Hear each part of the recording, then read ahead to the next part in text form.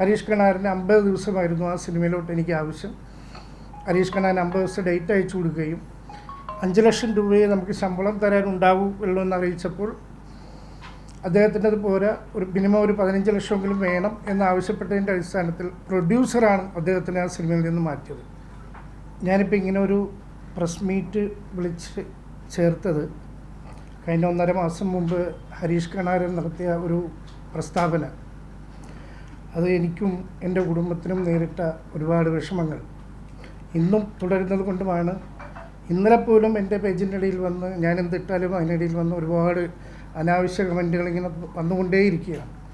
ഞാൻ പ്രതികരിക്കേണ്ടെന്ന് തീരുമാനിച്ചിരുന്ന ആളാണ്. ഞാൻ എൻ്റെ സിനിമ റിലീസ് കഴിഞ്ഞ് പ്രതികരിക്കാമെന്നൊക്കെ ആലോചിച്ചിരുന്നതാണ്. പക്ഷേ ഓരോ ദിവസം വൈകും തോറും ഇതിങ്ങനെ വഷളായിക്കൊണ്ടിരിക്കുകയാണ്. അപ്പോൾ ഇനി എനിക്ക് പിടിച്ചു നിൽക്കാൻ പറ്റുമെന്ന് തോന്നിയില്ല. അതുകൊണ്ട് എൻ്റെ കാര്യങ്ങൾ നിങ്ങളെയൊക്കെ അറിയിക്കാൻ വേണ്ടിയാണ് ഞാൻ ഇന്നിങ്ങനെ ഒരു പത്രസമ്മേളനം വിളിച്ചു വരുത്തിയിരിക്കുന്നത്.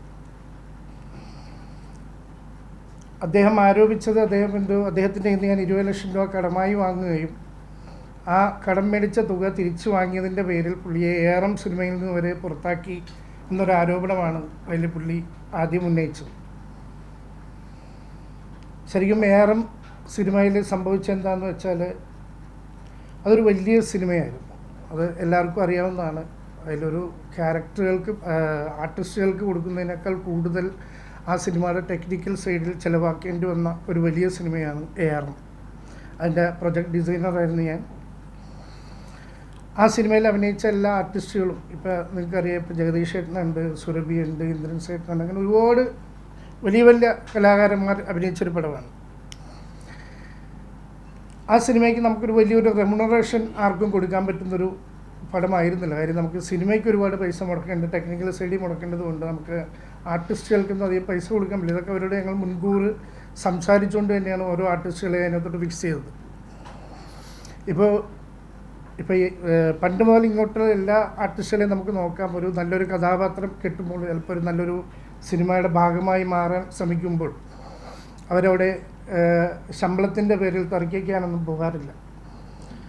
അവരാ സിനിമയുമായിട്ട് ചേർന്ന് മുമ്പോട്ട് പോകാനാണ് ചെയ്തത്. അങ്ങനെയാണ് ഈ പടത്തിലും എല്ലാ ആർട്ടിസ്റ്റുകളും നമ്മളോട് സഹകരിച്ചത്. ഹരീഷ് കണാറിന് 50 ദിവസമായിരുന്നു ആ സിനിമയിലോട്ട് എനിക്ക് ആവശ്യം.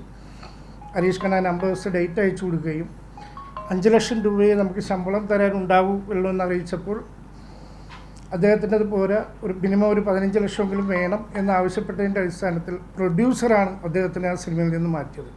ഡോക്ടർ സക്കറിയ തോമസ് എന്ന് പറഞ്ഞ പ്രൊഡ്യൂസറാണ് അദ്ദേഹത്തെ ആ സിനിമയിൽ നിന്ന് മാറ്റിയിട്ട് പകരം നമ്മുടെ ഇതിൽ വരാൻ പറ്റുന്ന ഒരു ആർട്ടിസ്റ്റിനെ കൊണ്ടുപോകാം എന്ന് ഡയറക്ടറോട് പറയുകയും, ഡയറക്ടർ എന്നിട്ട് പ്രൊഡ്യൂസറോട് പറയും ഞാനൊന്ന് പുള്ളിയെ വിളിച്ച് സംസാരിക്കട്ടെ, എനിക്ക് കുഞ്ഞിരാമായണം പോലുള്ള ബന്ധമാണ് അയാളുമായിട്ടെന്ന് പറഞ്ഞിട്ട് ഡയറക്ടർ അന്ന് രാത്രി പല പ്രാവശ്യം വിളിച്ചിട്ട് ഇദ്ദേഹം ഫോൺ എടുത്തില്ല. അതിൻ്റെ അടിസ്ഥാനത്തിലാണ് പുള്ളിക്ക് ആ പടം നഷ്ടപ്പെട്ടതും മറ്റൊരു ആർട്ടിസ്റ്റിനെ ആ പടത്തിലോട്ട് കാസ്റ്റ് ചെയ്തത്.